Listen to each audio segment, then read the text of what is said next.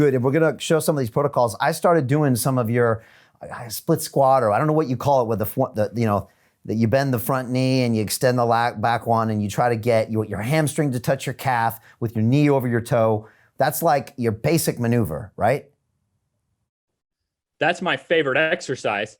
It takes some detailed coaching because there's a lot going on at once. But that would almost be like the ultimate exercise to balance out everything that's messing up our hips and knees and ankles. It's like the exact opposite of, every imbalance we're getting in our legs. And I'll definitely show that one. Okay, good. That's fascinating. I want to hear about that. I started, funny enough, breakdancing about 5 years ago. I actually trained with Ido. I'd gone to Israel with him. I was doing lizard walks and all this crazy stuff with Ido. He was teaching me all things about my body. I'd never really been an athlete, but I had done some things, martial arts and stuff like that. And then I was doing a lizard walk on the ground one day in the gym. And by the way, Ido told me, if you haven't been kicked out of your gym, you're doing something wrong. So, he's all about doing weird stuff anyway. So I was doing a lizard walk down like by the treadmill bank.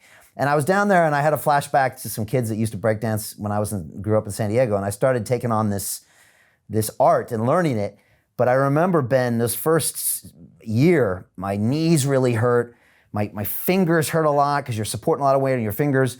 And but also my ankles were off the ground, so you're on your toes a lot in a squat position and all these things. But I feel like I went through a bunch of your protocols without knowing it, because over a year or two, it got to where everything was much easier and much flowing. And now I could do some crazy stuff that when I post it, people don't even think it's real, but it's because I've been doing it every day and pushing through the pain threshold for, I guess, now years. But I wouldn't be surprised if I'm accidentally going through some of your protocols.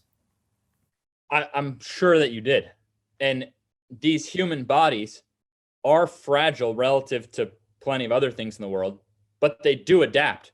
So if we don't kill ourselves off in the process, we can adapt and become more resilient. So like what you did, maybe for one person, they do that and they wind up more bulletproof. Maybe for another person, they tear something. You see it? So that's why, like I said, the first thing we opened up with I said there's just like 4 important things. And one of them is just like walking backwards. Like breakdancing would be like one of those other 4 points, you know what I mean? Of like a full knee bend. So as a more fragile person, some of those things were like too much for me, and they could be too much for others. But there's no telling that if someone had the mental fortitude to push through it, they might be able to do so. Obviously, if you had a breakdancing coach and me, we could have figured out the right formula that it wouldn't have had to hurt in the process. And you probably would have actually gotten bulletproof even faster, because you have the stimulus you're putting in, but you also have the breakdown. And so a tendon is something that connects a muscle to your bone, and the tendon doesn't get as much blood as the muscle. So it takes longer to recover. So if you tried to breakdance every day, maybe the muscles would actually be getting stronger, but your tendons would be playing catch up. So that's my only point. Like, for example, I only train my knee tendons and Achilles tendons 3 days a week, and everyone will see my stuff. Can I do that every day? You could, but why? Why not every other day? Why not give it you see what I mean? So it's all just degrees of how much are you stimulating it to adapt.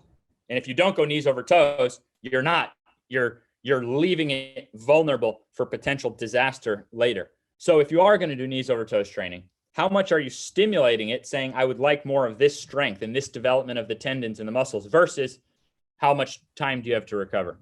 So yeah, I think you did it, and you're probably a person with exceptional mental toughness.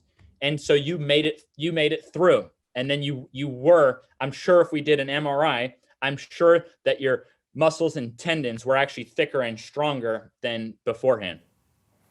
Yeah, I wouldn't let it go. So I just kept going back. And also it's fun. And it's also, you're learning a skill at the same time. So probably like basketball is for you. For me, I was like, this is fun. And I want to get this one move, and I enjoy it, and I don't want to quit. So I think I did push through some of that and probably unlocked all of this physical ability I didn't even know I had. And that's the thing I guess we're not talking about, Ben, is that subconsciously people make decisions to avoid or quit certain pleasurable body movements because of this pain, right? And so we don't even know that we consciously stopped running, swimming, playing with our kids. We might have just, preferred to watch Netflix more and more. And that's a real issue, right?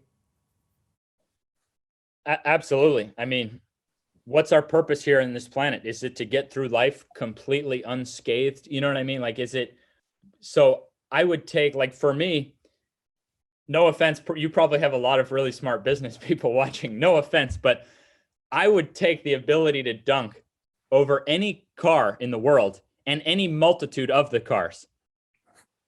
There's literally no dollar value of anything that I would trade. And no, we're not going to get all weird and say, oh, but if you had $1 billion, you could save the world from hunger. No, not like that. We're talking about just if I owned the cars and I couldn't do anything, or the house, there's nothing material that I could own that I would trade for the ability to dunk, And honestly, the ability to play with my kid, there's nothing I would trade for that. You know what I mean? So to me, that's the thing, is like, how do we live life and do what we love without pain holding us back? And funny enough, when you're breakdancing, that's probably a much more balanced activity than basketball. Like basketball, we never bend our knees all the way. So we get these horrible imbalances of how springy we are here versus how terrible we are in a full knee bend. And you could actually wipe out knee problems for basketball players in terms of the scale they are, just by getting basketball players good in a full knee bend. So I think when you're breakdancing, you probably got a lot of different angles, you know what I mean? And so you probably got the muscles and tendons strong in a balanced way. Anything that starts to get imbalanced, that's where I see problems come in on the body and pain start to form, because we have weak points and our body doesn't want to break. So it has the pain there, like, please don't go there. Please don't go. It's just trying to protect us.